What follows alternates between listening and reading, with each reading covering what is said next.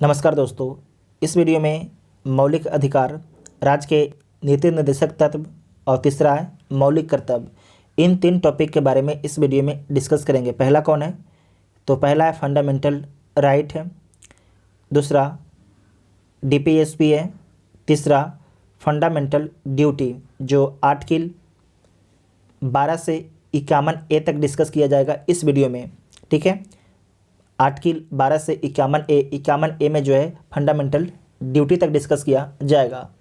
तो आप सभी लोग वीडियो को पूरा ध्यान से देखिएगा। जो पुराना वीडियो नहीं देखे हैं, आपके वीडियो नंबर 4 तक, उसे आप लोग जाके जरूर देखिएगा। ये आपके वीडियो नंबर 5 है। और जो अभी तक टेलीग्राम ग्रुप ज्वाइन है कि टेलीग्राम ग्रुप ज्वाइन कर सकते हैं, जिसका लिंक आपको डिस्क्रिप्शन में दिया गया है। तो आप सभी लोग को वीडियो को ध्यान से समझना है। तो आइए देखते हैं पहला टॉपिक,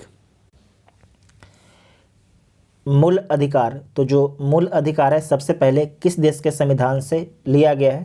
तो यूएसए के संविधान से लिया गया है। अमेरिका के संविधान से जो है मूल अधिकार लिया गया है। हमारे संविधान में जो है मूल अधिकार को किस भाग में रखा गया है? तो भाग 3 में रखा गया है। और किस अनुच्छेद से किस अनुच्छेद तक? तो अनुच्छेद 12 से 35 तक रखा गया है मूल अधिकार को। तो ये 2 क्वेश्चन पूछा जाता है कि जो मूल अधिकार है किस देश के संविधान से लिया गया है? तो यूएसए के संविधान से लिया गया है। संविधान में जो किस भाग में उल्लेख है फंडामेंटल राइट? तो भाग 3 में है और अनुच्छेद 12 से 35 में है। उसके बाद है कि कितने प्रकार के मौलिक अधिकार हैं? हमारे संविधान ने जो है हमें कितने प्रकार का मौलिक अधिकार दिया है? तो हमारे संविधान ने तो हमें 7 प्रकार के मौलिक अधिकार दिया था, लेकिन बाद में जो संपत्ति के अधिकार है उसे हटा दिया गया। जो संपत्ति के अधिकार है उसे कानूनी अधिकार बना दिया गया। तो हमारे वर्तमान में कितने प्रकार के मौलिक अधिकार हैं? तो वर्तमान में आपके 6 प्रकार के मौलिक अधिकार हैं। संपत्ति के अधिकार को हटा के जो है लीगल राइट बना दिया गया है। तो जो आपके 6 प्रकार के फंडामेंटल राइट है तो कौन कौन है इसे देखिए। तो पहला है समता का अधिकार। समता का जो अधिकार है अनुच्छेद 14 से 18 के बीच में समता का अधिकार के बारे में लिखा गया है। उसके बाद है स्वतंत्रता का अधिकार, अनुच्छेद 19 से 22 तक है। शोषण के विरुद्ध जो अधिकार है अनुच्छेद 23 और 24 जो है शोषण के विरुद्ध अधिकार देता है। धार्मिक स्वतंत्रता का अधिकार जो है अनुच्छेद 25 से 28 तक है। धार्मिक स्वतंत्रता का जो अधिकार है अनुच्छेद 25 से 28 तक है। उसके बाद है कि संस्कृति और शिक्षा संबंधी जो अधिकार है अनुच्छेद 29 और 30 में दिया गया है। संवैधानिक उपचारों का अधिकार अनुच्छेद 32 में दिया गया है।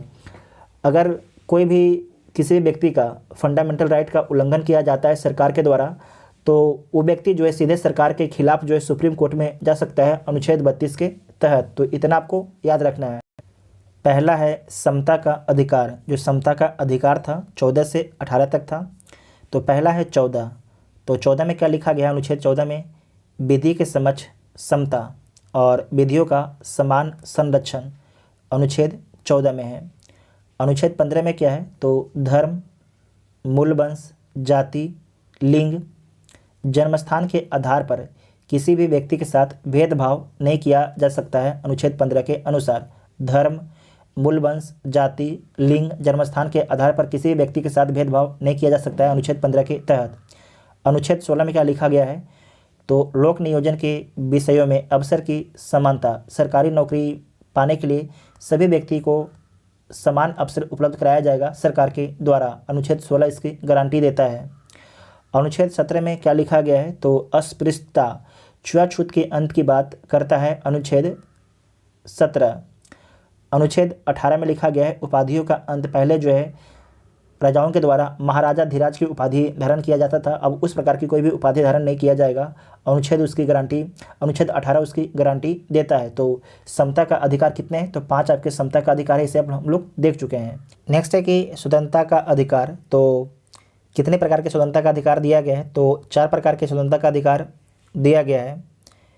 इसमें अनुच्छेद 19, अनुच्छेद 20, अनुच्छेद 21 और अनुच्छेद 22 है। तो अनुच्छेद 19 में क्या है? अभिव्यक्ति की स्वतंत्रता सहित कुल 6 प्रकार के आपके स्वतंत्रता के अधिकार दिया गया है। और 6 प्रकार के स्वतंत्रता का अधिकार कौन कौन है उसे यहाँ पर दिया गया, इसे पढ़ लीजिए।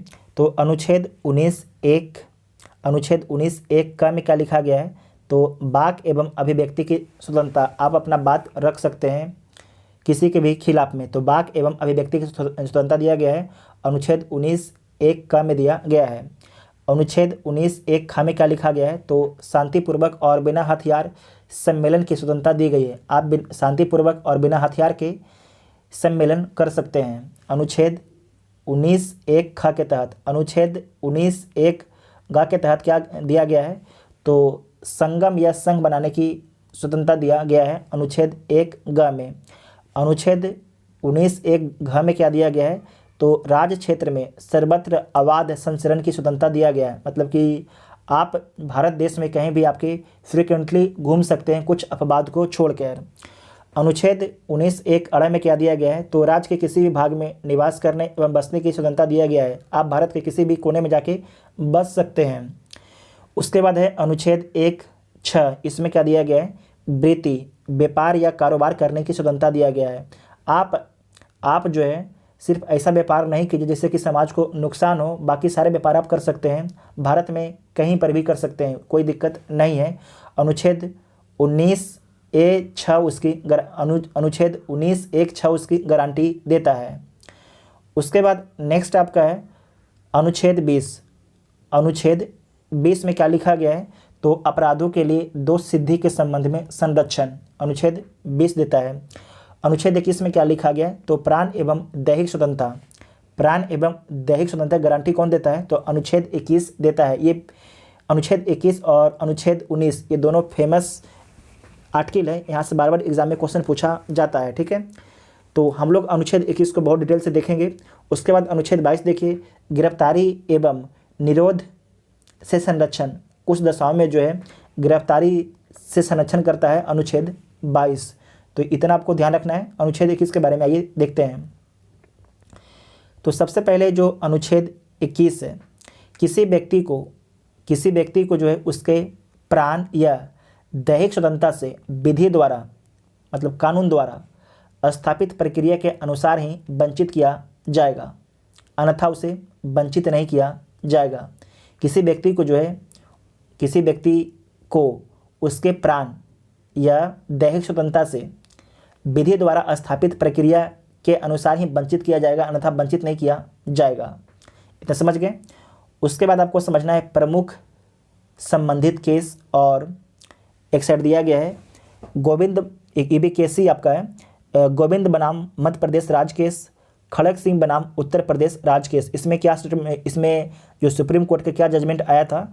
तो इसमें जजमेंट आया था कि अनुच्छेद 19(1)(d) भारत के राज्य क्षेत्र में सर्वत्र अबाध संचरण करने का अधिकार दिया गया है।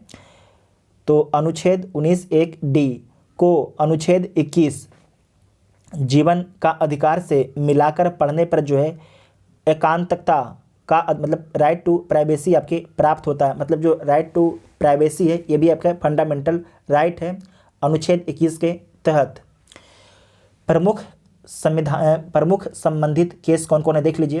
तो ए के गोपालन बनाम मद्रास राज्य, ये केस कब था? कब का केस है? 1950 का केस है। मेनका गांधी बनाम भारत संघ 1978 का ये केस है। इसमें क्या बोला गया था?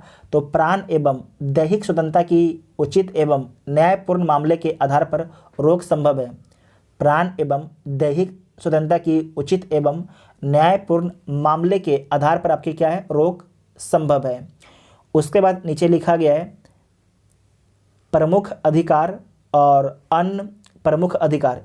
एक साइड आपके है प्रमुख अधिकार और एक साइड आपके है और प्रमुख अधिकार कौन कौन है उसके बारे में दिया गया है। तो जो प्रमुख अधिकार कौन कौन है इसे देख लीजिए।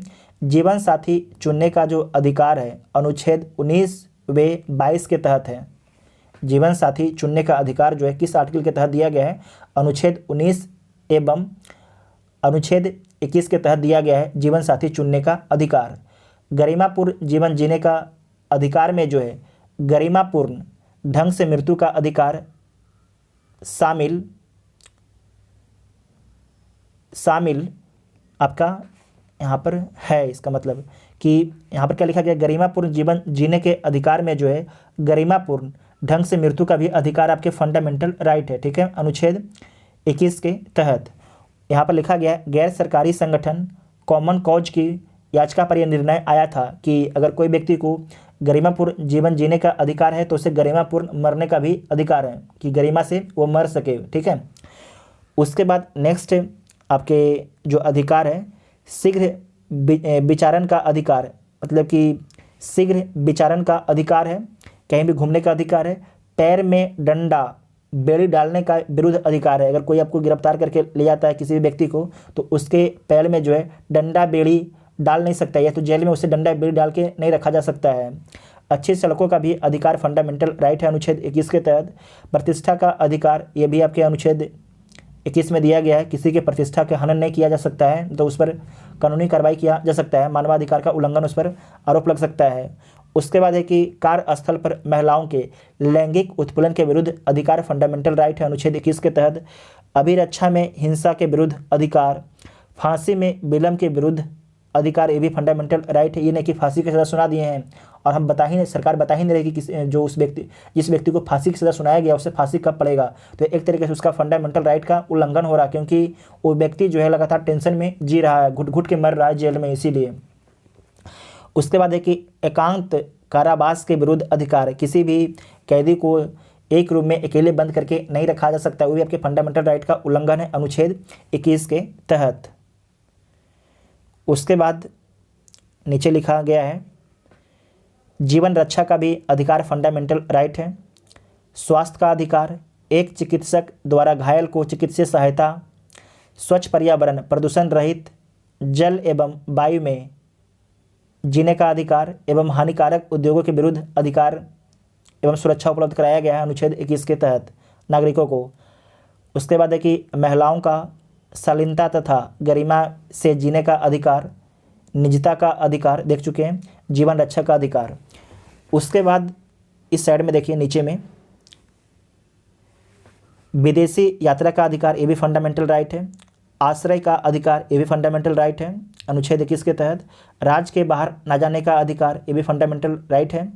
निःशुल्क कानूनी सहायता का अधिकार, ये भी आपके फंडामेंटल राइट है। उसके बाद नेक्स्ट है कि भाग 4 के अनुच्छेद 45 से संबंधित, तो भाग 4 और अनुच्छेद 45 ये क्या है, तो DPSP है, राज्य के नीति निर्देशक तत्व है। उसमें बताया गया है कि 6 से 14 वर्ष की उम्र तक के जो बच्चे हैं उन्हें निःशुल्क शिक्षा का अधिकार होगा।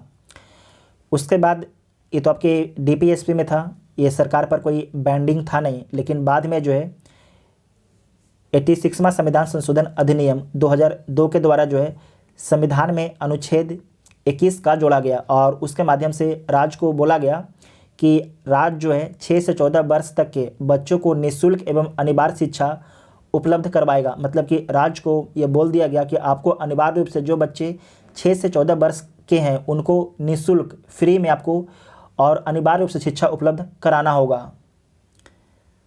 अनुच्छेद 51 का ट, इसमें क्या लिखा गया है, तो मूल कर्तव्य में भी आपकी शिक्षा की बात किया गया है। अनुच्छेद 51 ट में, 51 का ट में क्या लिखा गया है कि यह हर भारतीय का कर्तव्य होगा कि वह अपने बच्चे को, चाहे वह उसके माता पिता हो या अभिभावक, 6 से 14 वर्ष की उम्र तक शिक्षा की सुविधा उपलब्ध कराएंगे।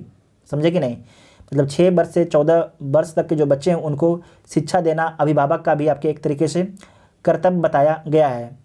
और जो अनुच्छेद 51 का ट में इसके बारे में लिखा गया है। इतना समझ गए आप लोग।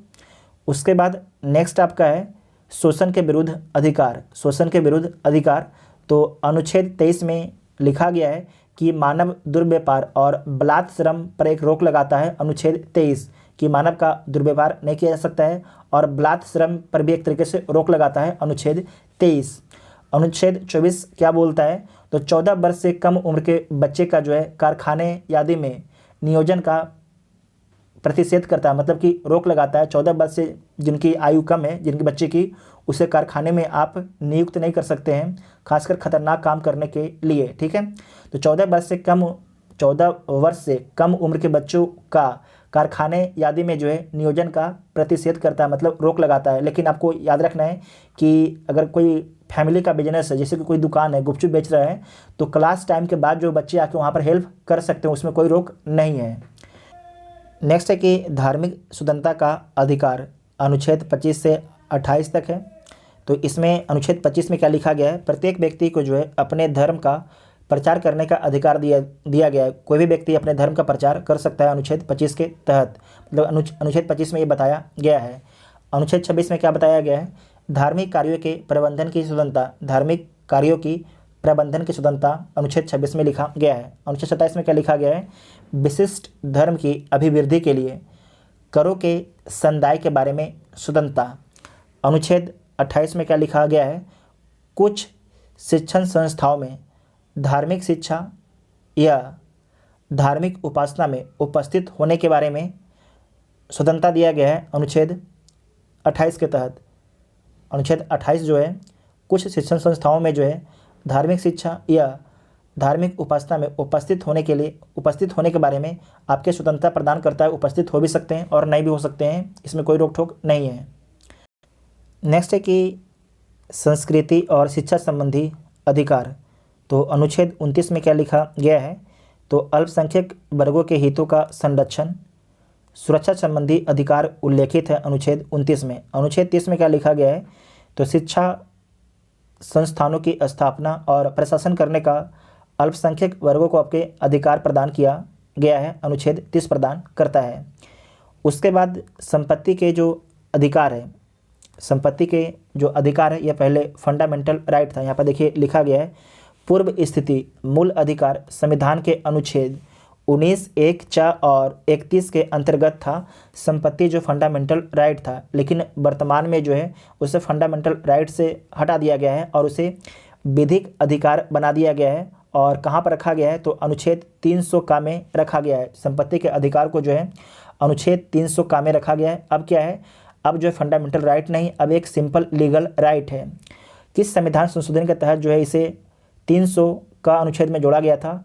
तो 44वें संविधान संशोधन अधिनियम 1978 के द्वारा जो है इसको 19, 1, 4 और 31 से हटा के जो है अनुच्छेद 300 का में जोड़ा गया था। तो इतना आपको याद रखना है।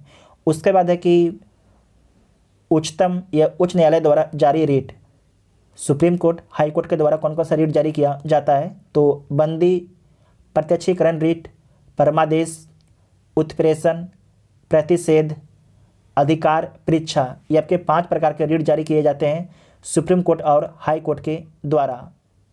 उसके बाद है कि आपातकाल में मूल अधिकारों का निलंबन के बारे में देखिए। तो अनुच्छेद 358 अगर लागू होता है तो अनुच्छेद 19 जो है स्वतः निलंबित हो जाता है। अगर अनुच्छेद 358 लागू होता है तो अनुच्छेद 19 जो है स्वतः निलंबित हो जाता है। उसके बाद है अनुच्छेद 359, अन्य मूल अधिकार राष्ट्रपति द्वारा निलंबित किया जाता है। तो जो भी अन्य मूल अधिकार है उसे राष्ट्रपति जो है अनुच्छेद 359 के तहत जो है निलंबित कर सकते हैं। 44वां संविधान संशोधन अधिनियम के तहत यह बताया गया कि अनुच्छेद 20 और 21 का निलंबन कभी भी नहीं किया जाएगा। अनुच्छेद 44वां संविधान संशोधन 1978 के द्वारा जो है 44वां संविधान संशोधन अधिनियम 1978 के द्वारा बताया गया कि जो फंडामेंटल राइट है आपके अनुच्छेद 20 और 21 का निलंबन कभी भी नहीं किया जाएगा। ठीक है, एक तरीके जो निलंबन है उस पर पाबंदी लगा दिया 44वां संविधान संशोधन अधिनियम 1978। तो इतना आपको ध्यान रखना है। अब कुछ महत्वपूर्ण तथ्य के बारे में देखिए। डॉक्टर BR अम्बेडकर ने संविधान की आत्मा कहा, तो किसे कहा?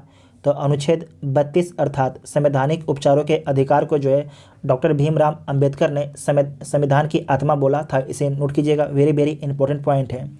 संपत्ति के अधिकार को जो है मूल अधिकार की श्रेणी से हटाकर विधिक अधिकार बनाया गया, तो 44वें संविधान संशोधन अधिनियम के तहत बनाया गया था। उच्चतम न्यायालय ने संविधान के मूल संरचना, बुनियादी ढांचा, बेसिक स्ट्रक्चर के सिद्धांत का प्रतिपादन किया। तो केशवानंद भारती बनाम केरल राज्य केस में प्रतिपादित किया था। केशवानंद भारती बनाम केरल राज्य केस में किया था। और कब किया था? 1973 में किया था। नेक्स्ट पॉइंट है कि शिक्षा का अधिकार अधिनियम 2019 लागू हुआ। तो कब से लागू हुआ? तो 1 अप्रैल 2010 से। इंपॉर्टेंट पॉइंट है, 1 अप्रैल 2010 से आपके लागू होता है। नेक्स्ट पॉइंट है कि उच्चतम न्यायालय मतलब सुप्रीम कोर्ट उच्चतम न्यायालय ने सूचना के अधिकार को निहित माना है। संविधान के अनुच्छेद 19(1) का में अनुच्छेद 19(1) का में माना है। ठीक है, प्रेस की आज़ादी किसमें माना है? तो संविधान के अनुच्छेद 19(1) का में माना है। नेक्स्ट है कि प्रत्यक्ष बंदीकरण अधिनियम के अंतर्गत एक व्यक्ति को जो है बिना मुकदमे चलाए बंदी बनाया जा सकता है। तो कितने महीने तक? तो 3 माह तक के लिए उसे बंदी बनाया जा सकता है। किसी अभियुक्त को स्वयं के विरुद्ध गवाह बनाने के लिए बाध्य नहीं किया जा सकता, यह प्रावधान करता है। तो कौन सा अनुच्छेद आपके प्रावधान करता है? तो संविधान के अनुच्छेद 20(3) ये आपके प्रावधान करता है। ठीक है। अगर देखिए कोई जो पुलिस होता है आपको किसी व्यक्ति को पीट के जो है बोलता है कि तुमने ये काम किया है, कि काम किया है, तो बेचारा डर से क्या बोलता है कि हाँ हमने ये काम किया है। लेकिन जब कोर्ट में जाता है तो क्या बोलता है कि हमने ये काम नहीं किया है। तो कोर्ट क्या बोलती है, जो स्टेटमेंट दिया था उस व्यक्ति ने, उस स्टेटमेंट का कोई वैल्यू नहीं होता है। जो व्यक्ति कोर्ट में बोल देता है उसी का वैल्यू होता है। तो इसका मतलब क्या है कि जो व्यक्ति है अपने खिलाफ खुद ही गवाही नहीं दे सकता है। उसके बाद है कि भारतीय संविधान के अनुच्छेद 25 में प्रयुक्त हिंदू शब्द के अंतर्गत शामिल है। कौन कौन से धर्म शामिल? बौद्ध, जैन, सिख। ठीक है। बंधुआ मजदूर उन्मूलन अधिनियम भारतीय संसद ने कब पारित किया? तो 1976 में पारित किया था। कब पारित किया था? 1976 में आपके पारित किया था। उसके बाद है डीपीएसपी राज्य के नीति निर्देशक तत्व के बारे में देखिए। एक साइड आपके मूल अधिकार है, फंडामेंटल राइट है, और एक साइड आपके डीपीएसपी है। तो इन दोनों में क्या अंतर है उसके बारे में पहले समझिए। संविधान के भाग 3 में कौन है? फंडामेंटल राइट है, जबकि संविधान के भाग 4 में है डीपीएसपी राज्य के नीति निर्देशक तत्व है। अमेरिका के संविधान से लिया गया है फंडामेंटल राइट, जबकि जो डीपीएसपी है आयरलैंड के संविधान से लिया गया है। इसकी प्रवृत्ति क्या है? नकारात्मक है और बाद योग है। नकारात्मक है मतलब कि जो फंडामेंटल राइट में लिखा गया है सरकार को उसे देना ही पड़ेगा जनता को। बाद योग मतलब कि अगर जो फंडामेंटल राइट में लिखा गया है अगर कोई सरकार उसका उल्लंघन करती है तो कोई भी व्यक्ति आपके सुप्रीम कोर्ट, हाई कोर्ट जा सकता है। लेकिन जो आपके नीति निर्देशक तत्व है डीपीएसपी है वो क्या है? सकारात्मक है। क्या है? सकारात्मक है और गैर बाद योग है। जो आपके डीपीएसपी में लिखा गया है सरकार अगर उसे लागू नहीं भी करती है तो आप कहाँ कोर्ट में नहीं जा सकते हैं कि मेरा जो कोई व्यक्ति जाकर कोर्ट में नहीं बोलेगा कि सरकार ने मेरा डीपीएसपी का उल्लंघन किया, राज्य के नीति निर्देशक तत्व का उल्लंघन किया। ऐसा कुछ भी नहीं कर सकता है कोई भी व्यक्ति। जबकि फंडामेंटल राइट में ये चीज़ है कि अगर सरकार फंडामेंटल राइट का उल्लंघन करती है तो कोई भी व्यक्ति सीधे कहाँ चला जाएगा? सुप्रीम कोर्ट और हाई कोर्ट चला जाएगा। और इसका उद्देश्य क्या है? तो राजनीतिक लोकतंत्र की स्थापना करना। क्या इसका उद्देश्य है? तो इसका जो उद्देश्य है राजनीतिक लोकतंत्र की स्थापना करना मूल अधिकार का उद्देश्य है। जबकि जो आपके डीपीएसपी है इसका उद्देश्य क्या है? तो सामाजिक एवं आर्थिक लोकतंत्र की स्थापना करना। बहुत ही इंपॉर्टेंट पॉइंट है। जो मूल अधिकार है इसका उद्देश्य क्या है? राजनीतिक लोकतंत्र की स्थापना करना। जबकि जो डीपीएसपी है इसका उद्देश्य है सामाजिक एवं आर्थिक लोकतंत्र की स्थापना करना। उसके बाद है कि लागू करने के लिए विधान की आवश्यकता नहीं होती है। फंडामेंटल राइट जैसे ही हमारा संविधान लागू हुआ ऑटोमेटिक सारा कुछ लागू हो गया फंडामेंटल राइट। जबकि जो डीपीएसपी है उसे लागू करने के लिए विधान बनाना पड़ता है। मतलब कि डीपीएसपी को लागू करने के लिए संविधान नहीं, कानून बनाना पड़ता है। संविधान तो बन ही गया है, डीपीएसपी लागू करने के लिए जो है कानून बनाना पड़ता है। ये आपके दोनों में अंतर समझ गए हैं। उसके बाद है कि कुछ परीक्षा उपयोगी दृष्टि से पॉइंट है, देख लीजिए। कल्याणकारी राज्य की संकल्पना का समावेश भारतीय संविधान में है तो कहाँ पर है? तो प्रस्तावना एवं नीति निर्देशक तत्व में है। इसे नोट कीजिएगा, प्रस्तावना एवं नीति निर्देशक तत्व में है। संसद ने समान पारिश्रमिक अधिनियम पारित किया तो कब पारित किया? वर्ष 1976 में पारित किया है। नेक्स्ट है कि पुरुष और स्त्री सभी नागरिकों को जो है समान रूप से आजीविका के साधन प्राप्त करने संबंधी प्रावधान है। तो अनुच्छेद 39(a) में है। समुदाय और भौतिक साधनों का स्वामित्व और नियंत्रण इस प्रकार बटा हो जिससे सामूहिक हित का सर्वोत्तम साधन हो संबंधी प्रावधान किस अनुच्छेद में है? तो अनुच्छेद 39(b) में है। आर्थिक व्यवस्था इस प्रकार चले जिससे धन और उत्पादन साधनों का सर्वसाधारण के लिए अहितकारी संकेंद्रण ना हो का प्रावधान किस अनुच्छेद में है? तो अनुच्छेद 39(c) में है। उसके बाद है कि कुछ महत्वपूर्ण तथ्य इसके बारे में देखिए। लिखा गया है कि पुरुष और स्त्री दोनों को समान कार्य के लिए समान वेतन संबंधी प्रावधान किया गया है। तो अनुच्छेद 39D में किया गया है, अनुच्छेद 39D में किया गया है। 42वें संविधान संशोधन अधिनियम 1976 के द्वारा जोड़ा गया मूल कर्तव्यों की संख्या कितनी थी? तो 11।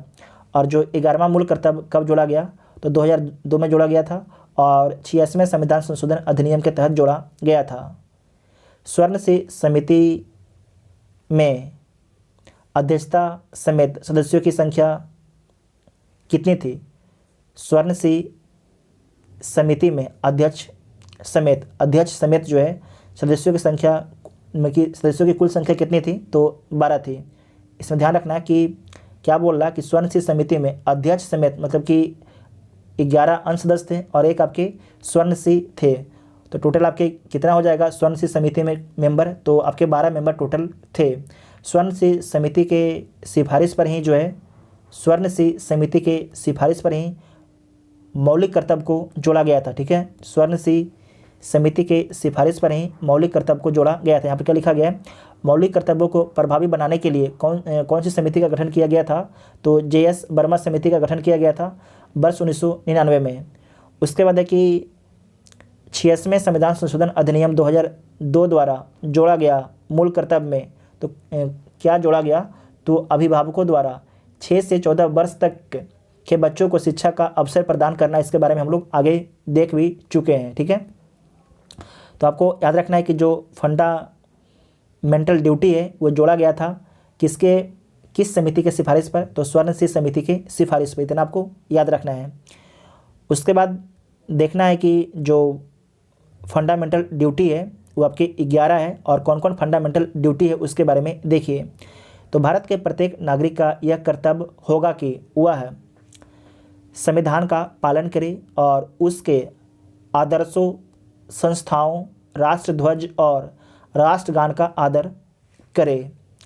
स्वतंत्रता के लिए हमारी राष्ट्रीय आंदोलन को प्रेरित करने वाले उच्च आदर्शों को हृदय में संजोए रखे और उनका पालन करे। तीसरा है कि भारत की संप्रभुता, एकता और अखंडता की रक्षा करे और उसे अक्षुण्ण रखे। चौथा है कि देश की रक्षा करे और आह्वान किए जाने पर राष्ट्र की सेवा करे। पाँचवा है कि भारत के सभी लोगों में समरसता और समान भ्रातृत्व की भावना का निर्माण करे, जो धर्म, भाषा और प्रदेश या वर्ग पर आधारित सभी भेदभाव से परे हो। ऐसी प्रथाओं का त्याग करे जो स्त्रियों के सम्मान के विरुद्ध है। हमारी सामाजिक संस्कृति की गौरवशाली परंपरा का महत्व समझे और उसका परिरक्षण करे। उसके बाद है कि प्राकृतिक पर्यावरण की, जिसके अंतर्गत वन, झील, नदी और वन जीव है को रक्षा करना है और उसका संवर्धन करे तथा प्राणी मात्र के प्रति दया भाव रखे। वैज्ञानिक दृष्टिकोण, मानववाद और ज्ञान अर्जन तथा सुधार की भावना का विकास करे। 9वां पॉइंट है कि सार्वजनिक संपत्ति को सुरक्षित रखे और हिंसा से दूर रहे। 10वां है कि व्यक्तिगत और सामूहिक गतिविधियों के सभी क्षेत्र में उत्कर्ष की ओर बढ़ने का सतत प्रयास करे, जिससे राष्ट्र निरंतर बढ़ते हुए प्रगति और उपलब्धि की नई ऊंचाइयों को छू ले। और 11वां पॉइंट है कि जो माता पिता या संरक्षक हैं 6 से 14 वर्ष तक की आयु वाले अपने बच्चे या यथास्थिति अपने पाल को शिक्षा के अवसर प्रदान करे। तो इतना समझ गए आपके जो मौलिक कर्तव्य के 11 पॉइंट थे। उसके बाद नेक्स्ट पॉइंट है कि जो मूल कर्तव्य है इसके जो प्रेरणा स्रोत कहाँ से लिया गया, मतलब कि जो मूल कर्तव्य है ये कहाँ से लिया गया, किस देश के संविधान से लिया गया है? तो पूर्व सोवियत संघ के संविधान से लिया गया है, वर्तमान में रूस। ठीक है, तो कहाँ से लिया गया है? पूर्व सोवियत संघ वर्तमान रूस से लिया गया है। और जो अनुशंसा किस समिति ने की थी? तो स्वर्ण सिंह समिति ने इसकी अनुशंसा की थी। और कब जोड़ा गया? तो 1976 में जोड़ा गया, 42वें संविधान संशोधन के तहत जोड़ा गया था। संविधान में उल्लेखित है, तो कहाँ पर उल्लेखित है? तो भाग 4 के अनुच्छेद 51 क में मौलिक कर्तव्य का उल्लेख किया गया है। फंडामेंटल ड्यूटी का उल्लेख किया गया है। और कुल कितना आपके फंडामेंटल ड्यूटी है? तो कुल आपके 11 फंडामेंटल ड्यूटी है। तो जितना भी आपके इंपॉर्टेंट पॉइंट थे, फंडामेंटल राइट, DPSP और फंडामेंटल ड्यूटी से सारे पॉइंट को इस वीडियो में डिस्कस कर लिया गया है। आपको वीडियो कैसा लगा उसके बारे में कमेंट बॉक्स में ज़रूर बताइएगा। जो चैनल पर पहली बार आते चैनल को सब्सक्राइब जरूर कीजिएगा, तभी आपको अगले वीडियो का नोटिफिकेशन मिलेगा। Thank you.